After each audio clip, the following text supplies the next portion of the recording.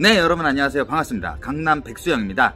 자, 요즘 반려견 많이 키우고 계시죠? 그리고 관심들도 많으시고 또 나아가서 그런 반려견 인구가 폭발적으로 지금 증가를 하고 있잖아요. 거의 뭐 1500만 명 정도가 요즘 반려견을 키우고 있는데, 그러다 보니까 이제 반려견 사업에 대해서 관심을 갖고 나도 한번 애견 카페나 한번 해볼까, 뭐 이런 생각들을 하고 계신 분들이 요즘 많이 계십니다. 그래서 제가 지금 현직으로 반려견 이런 애견 사업을 하고 있는 입장에서 여러분들한테 몇 가지 좀 이렇게 말씀을 드리고자 이렇게 영상을 찍습니다.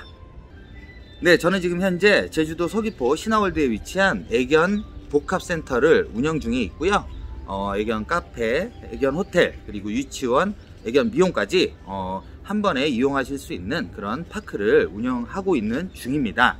네, 지금 현재 이 영상을 보고 계신 분들 중에 애견 카페를 생각하고 계시는 분들, 창업을 생각하고 계시는 분들은 영상 참고하셔서 조금은 그런 시행착오 없이 잘 하실 수 있게 하시길 바랍니다. 자, 그러면 제가 여러가지 것들을 좀 말씀을 드릴게요. 이런 애견 카페 혹은 복합센터를 생각하시고 계시는 분들은 첫 번째로 단일 매장을 하실 것인지 아니면 복합센터를 운영하실 것인지를 먼저 생각을 하셔야 됩니다. 예를 들어서 애견 카페만 할 것인가, 아니면 애견 호텔만 할 것인가, 혹은 유치원을 운영할 것인가, 아니면 미용만 전문적으로 하실 것인가, 이런 단일 매장을 하시는 방법이 있고요. 아니면 저처럼 이렇게 전부 다 포함이 되어 있는 그런 복합 파크를 운영을 할 것인가를 먼저 결정을 하셔야 돼요. 네. 왜냐하면 운영 방식에 따라서 인력의 투입과 그리고 업무의 방향이 다르기 때문에 그거를 반드시 먼저 고민을 하시고 결정을 하셔야 되고요.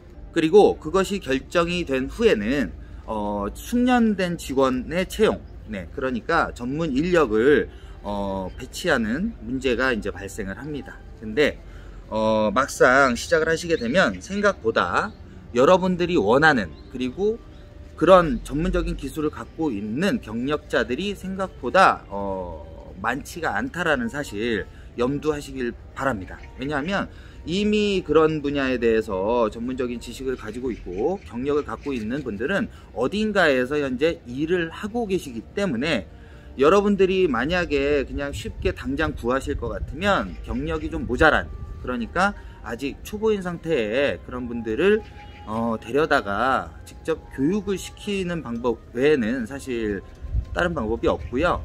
만약에 경력직을 데리고 오고자 한다면 아무래도 이제 비용이나 시간이 많이 소요가 되겠죠. 네, 그래서 그런 부분들은 미리 사전에 준비하시기 전에 이미 컨택을 해서 결정을 해 놓으셔야 된다라는 거. 네, 여러분들이 그 분야, 각 분야의 전문가가 아닌 이상은 반드시 숙련된 직원을 채용하시는 걸 추천드립니다.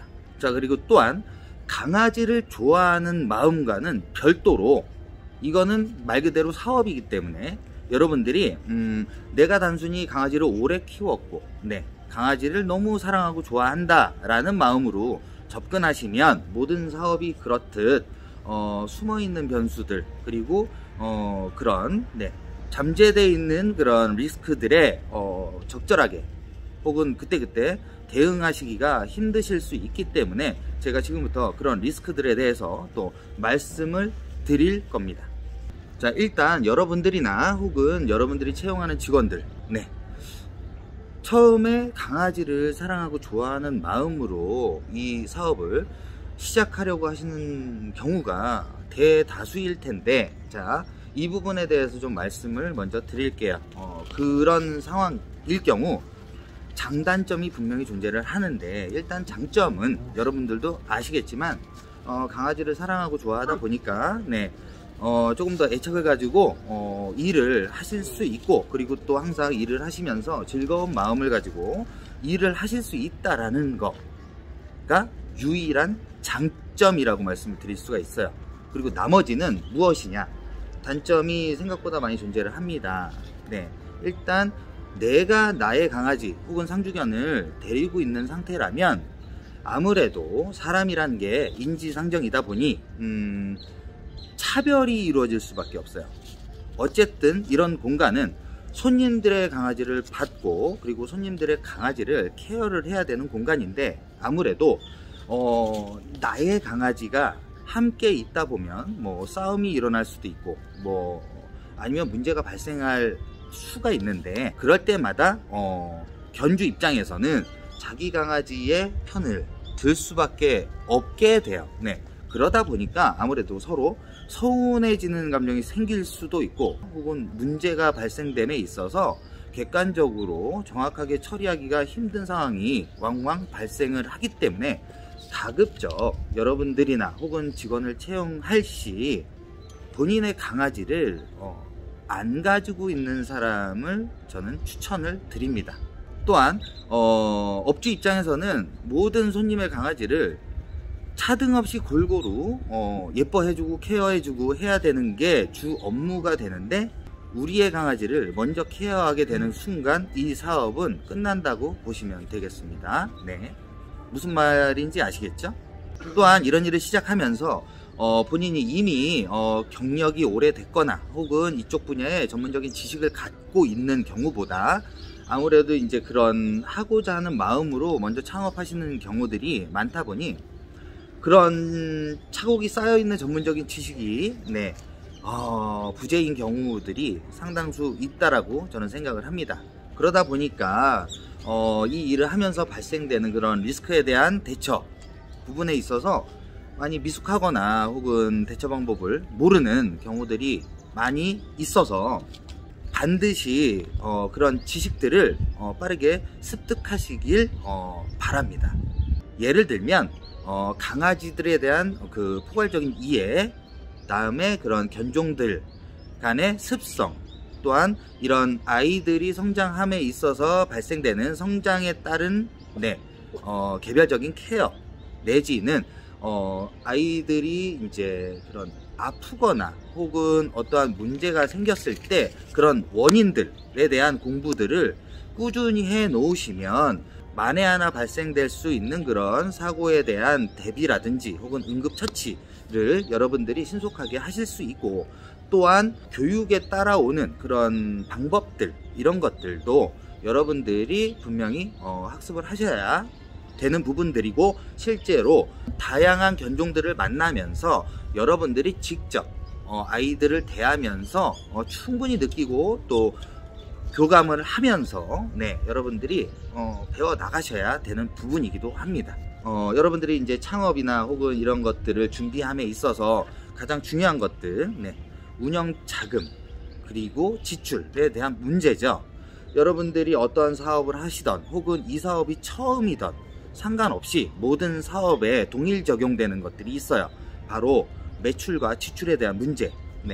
뭐 예를 들면 임대료라든지 관리비 혹은 이런 시설물에 대한 메인터넌스 비용, 또한 직원들의 급여, 혹은 차량을 유지해야 되면 차량 유지비, 보험료, 이런 것들 꼼꼼히 준비하시고 챙기셔야 될 부분들이고요. 생각보다 어떤 사업을 하시던 간에 운영을 하시게 되면 지출 내역, 지출 사항들이 굉장히 많습니다. 그런 부분들을 여러분들이 반드시 꼼꼼하게 확인하시기 바랍니다. 그리고 이런 카페를 시작을 하시게 되면 일단 여러분들이 커피라든지 부자재, 베이커리 관련 부분들이라든지 이런 잡다한 여러가지 부분들이 발생을 하게 되는데, 그런 거에 대한 거래처 문제라든지 혹은 용품 관련 발주 문제, 이런 것들도 사전에 충분히 알아보시고 경쟁력 있는 업체와 컨택을 하셔가지고 계약을 하셔서 진행하시면 훨씬 더 효과적으로 시작을 하실 수 있다는 거 알려드리고요. 또한 여러분들이 사업을 진행하시면서 이제 본격적으로 필요한 제휴업체라는 것들이 생겨요. 동물병원 혹은 미용을 취급 안 하시는 업체들은 미용 관련, 그리고 이런 일이 발생하면 안 되겠지만 아이들이 죽었을 경우 장례업체라든지 혹은 분양업체 관련해서 여러분들이 사전에 이런 제휴업체들을 많이 확보를 해 놓으시면 훨씬 더 유리하게 일을 시작하실 수 있습니다. 자, 그리고 여러분들 가장 중요한 거, 리스크에 관련된 얘기를 여러분들한테 해 드리겠습니다. 자, 이 일에 있어서 리스크가 여러 가지 부분들이 있는데, 첫 번째, 물림사고죠. 여러분들, 강아지를 이렇게 대하면서 생각보다 많은 물림사고가 발생을 합니다. 뭐 여러 가지 부분들이 있죠. 강아지들끼리 놀다가 서로 무는 경우, 혹은 강아지가 사람을 무는 경우, 그리고 사람이 강아지를 자, 이런 경우 상주견일 경우 보험이라든지 여러 가지 장치들을 통해서 그런 부분들을 어느 정도는 해결할 수 있고요. 그리고 또 보통은 개인적으로 합의를 통해서 해결을 하기도 합니다. 그런 부분에 대한 리스크가 존재를 하고요. 자, 그리고 두 번째는 아이들이 탈출하는 경우가 있어요. 일명 월담이라고 하죠. 보통 이렇게 운동장이 있고 이런 이제 파크로 돼 있는 경우는 외부랑 담장 하나를 두고 이렇게 공간이 분리가 돼 있기 때문에 모험심이 강한 친구들 혹은 이렇게 갇혀 있는 종종 탈출을 감행하기도 합니다. 그러다 보니까 아이들의 그런 탈출 내지는 그런 실종을 항상 주의하셔야 되고요. 아이들이 없어지면 큰일 나죠. 또한 아이들이 돌발 행동하는 경우가 있어요. 저희한테 이제 맡기거나 혹은 이런 호텔이나 이런 데 맡겼을 경우에 생각보다 돌발 행동하는 친구들이 많이 있답니다. 그러다 보니까 아이들이 견주랑 같이 있을 때는 절대 하지 않았던 행동들을 이런 데 오게 되면 하는 경우가 있는데, 뭐 예를 들면 그런 아까 말씀드린 물림, 서로 짖거나 으르렁거리거나 싸우거나 이런 물림 사고가 생기기도 하고, 혹은 하루 종일 짖는 친구들도 있고요. 그리고 자해를 하는 친구들도 있어요.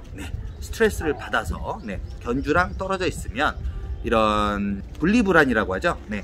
분리불안이 심한 친구들은 스트레스를 너무 많이 받아서 그런 자해를 하기도 하니까요. 그런 부분들 당황하지 마시고 그런 케이스들을 많이 경험을 해 보셔야 아마 이 일을 조금 더 능숙하게 그리고 당황하지 않고 처리하실 수 있지 않을까, 그런 생각이 듭니다. 또한 그거와 연장선으로 아이들이 이제 호텔에 맡겨 놨는데 이미 나이가 차고 혹은 노안이 많이 진행이 된 친구들 같은 경우는 자칫 잘못하면 여기서 죽을 수도 있어요. 그러니까는 어떤 사고나 이런 것 때문이 아니고 맡겼는데 하필 여기서 죽었다 이러면 또 문제가 심각해지니까 이런 것들도 또 하나의 리스크라고 알고 계시면 되겠습니다. 자, 여러분들 업종을 떠나서 이것도 사업의 일부분이고, 앞서 말씀드렸다시피 내가 강아지를 좋아하니까 사랑하는 마음으로 접근을 하신다면 생각지도 못한 그런 리스크, 사업적 리스크가 많이 발생을 하는 일이기도 합니다. 따라서 그럴 경우에 기본적인 시장의 이해, 시장의 원리를 이해하시고 전문성을 가지고 여러분들이 이 일을 임하시길 진심으로 바랍니다. 전문적인 지식 습득은 반드시 필요하겠죠. 모든 일은 하고 싶은 일과 할 수 있는 일을 빨리빨리 구분하는 걸로. 그리고 마지막으로 여러분들도 알고 저도 아는 이야기. 연인이나 부부끼리는 절대 함께 일하지 마시길 바랍니다. 아무래도 어떤 일을 하든지 간에 처음엔 좋은 마음으로 시작하지만 결국에는 일을 함께 하다 보면 섭섭해질 수밖에 없거든요. 그러다 보면 반드시 헤어집니다. 그러다 보니까 가급적 함께 하는 걸 추천드리지 않습니다. 자, 그러면 새로 시작하시는 여러분들 화이팅 하시고요. 인생 실전입니다. 명심하세요.